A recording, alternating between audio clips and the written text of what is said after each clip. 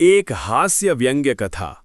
मगनपुर गांव के एक सुदूर कोने में, जहां धूप भी आलस करके थोड़ी देर से पहुंचती थी, वहां एक टूटी सी खटिया पर दो महान आत्माएं निवास करती थीं, सुस्तराम और अचल प्रसाद।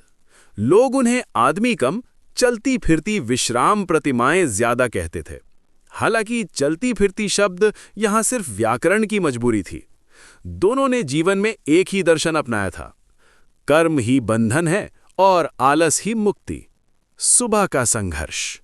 मगनपुर में मुर्गा रोज सुबह 5 बजे बांग देता था, लेकिन सुस्तराम और अचल जी के लिए सुबह का मतलब था जब आंख अपने आप खुल जाए, और अगर ना खुले तो कोई बात नहीं। एक दिन सूरज काफी ऊपर चढ़ाया। अचल जी ने आधी आंख खोलकर कहा, सुस्तराम भाई, लगता है सुबह हो गई है। सुस्तराम ने आंखें बंद रखते हुए जवाब दिया, किस आधार पर कह रहे हैं? धूप आंख में चुभ रही है तो आंख बंद कर लीजिए, समस्या समाप्त। दोनों फिर शांत हो गए। पानी का दार्शनिक प्रश्न। उनकी खटिया के पास एक लोटा रखा था, उसमें आधा पानी भरा था। अचल जी बोले, प्यास लगी है। सुस्तराम ने कहा, लोटा आधा खाली है या आधा भरा? अचल जी ने सोचा, ये तो दृष्टिकोण पर निर्भर करता है। तो प्यास भी दृष्टिकोण पर निर्भर करती है। सुस्तराम ने गंभीर स्वर में कहा, अगर मान लो प्यास नहीं है तो प्यास नहीं है। दोनों ने आंखें बंद कर लीं। कुछ देर बाद अचल जी फुसफुसाए, पर गला सूख रहा है। सुस्तराम ने उत्तर दिया, ये शरीर का भ्रम है, आत्मा को पानी की आवश्यकता नहीं होती। आम का महाभारत। एक दिन गांव का शरारती बच्चा उनकी परीक्षा लेने आया। उसने एक पका हुआ आम उठाया और सीधे सुस्तराम की छाती पर दे मारा। आम गिरा, लुढ़का और बगल में टिक गया। अचल जी बोले, भाग्य ने भोजन स्वयं भेजा है। सुस्तराम गंभीर हो गए, अगर मैंने हाथ बढ़ाकर उसे उठाया तो मैं का अहंकार आ जाएगा, मैं क्यों बनूं करता? आम वहीं पड़ा रहा। धीरे धीरे चींटियां आईं, फिर और चींटियां, फिर पूरी बारात। अचल जी ने टिप्पणी की, देखो चींटियां कितना काम करती हैं, इसलिए छोटी रह गईं। सुस्तराम बोले, अगर लेटकर सोचती तो आज शेर जितनी बड़ी होती। दोनों ने अपनी बुद्धिमत्ता पर मौन गर्व किया। गाय का संकट। एक दोपहर गांव की एक मोटी गाय उधर आ गई। वो खटिया के पास खड़ी हो गई और मुंह चलाने लगी।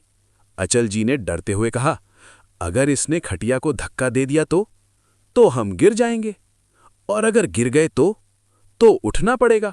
दोनों के चेहरे पर चिंता की लकीरें आ गईं। अचल जी ने बहुत धीमी आवाज में कहा, गाय माता, कृपया दूर हो जाइए। गाय ने सोचा शायद कोई लोरी है, वो वहीं बैठ गई। प्रकृति का प्रहार। उसी शाम अचानक काले बादल घिर आए, तेज हवा चली, बारिश शुरू हो गई।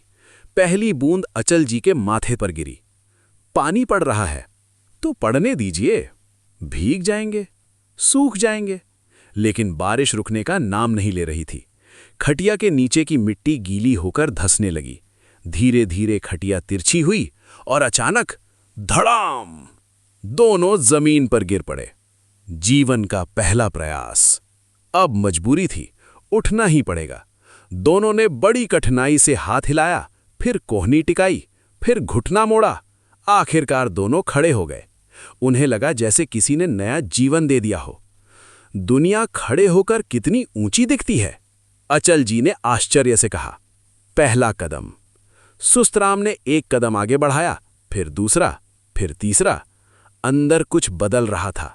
सांस तेज हो रही थी, दिल धड़क रहा था, पर इस बार शिकायत नहीं थी। गांव के बच्चे ताली बजाने लगे। देखो, सुस्तराम चाचा चल रहे हैं। दोनों को थोड़ी शर्माई और थोड़ा गर्व भी। परिवर्तन। अगले दिन दोनों ने तालाब तक जाने का निश्चय किया। पहले दिन आधे रास्ते में बैठ गए, दूसरे दिन पूरा रास्ता तय किया, तीसरे दिन खुद पानी भर के लाए। जिस लोटा को उठाना 45 डिग्री गणित था, वही अब आसानी से कंधे पर उठ रहा था। समझ की रोशनी। गांव के बुजुर्ग ने उन्हें बुलाया और कहा, बेटा, शरीर को चलाते रहो, जो रुकता है वो सड़ता है। ये बात दिल में उतर गई।